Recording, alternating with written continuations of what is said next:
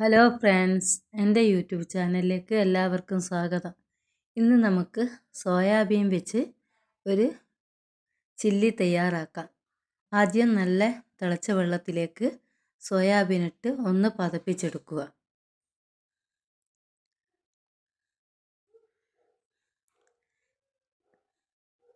എന്നിട്ട് അത് ഊറ്റാൻ വയ്ക്കുക.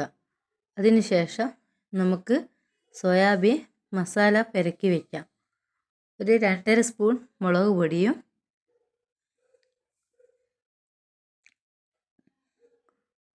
1 സ്പൂൺ മഞ്ഞൾപ്പൊടിയും ഗരം മസാലപ്പൊടിയും സോയാ സോസും 1 സ്പൂൺ വിനീഗറും ആവശ്യത്തിനുള്ള ഉപ്പും ചേർക്കുക. കളറ് വേണ്ടിയവർക്ക് കളറ് ചേർക്കാം. റെഡ് കളറ് ഞാനിവിടെ ചേർക്കുന്നില്ല. എല്ലാം നല്ലപോലെ പെരക്കി വയ്ക്കുക.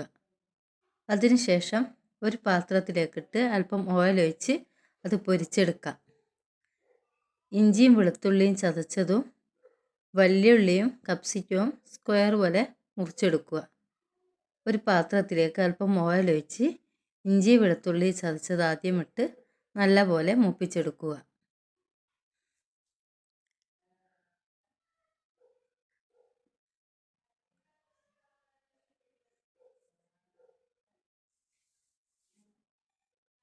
ഇഞ്ചിയും വെളുത്തുള്ളിയും മൂത്തതിന് ശേഷം അതിലേക്ക് ഉള്ളി ഇടുക.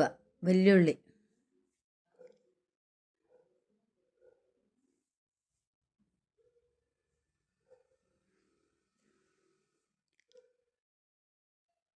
ഇനി കപ്സിക്കവും 2 തക്കാളിയും എല്ലാം കൂടെ ചേർത്ത് നല്ലപോലെ വഴറ്റുക. അതിലേക്ക് 1 സ്പൂൺ സോയാ സോസും 1.5 സ്പൂൺ ചില്ലി സോസും 1 സ്പൂൺ ടൊമാറ്റോ സോസും 1/2 സ്പൂൺ ഗരം മസാലപ്പൊടിയും ഇട്ട് നല്ലപോലെ വഴറ്റിയതിന് ശേഷം പൊരിച്ച് വെച്ച സോയാബീനും ഇടുക. ഉപ്പ് നോക്കിയിട്ടിടണം. Soybean ready. അതിനുശേഷം മല്ലിയിലയും കറിവേപ്പിലയും ഇടുക. എല്ലാവരും ഒന്ന് ട്രൈ ചെയ്ത് നോക്കണേ.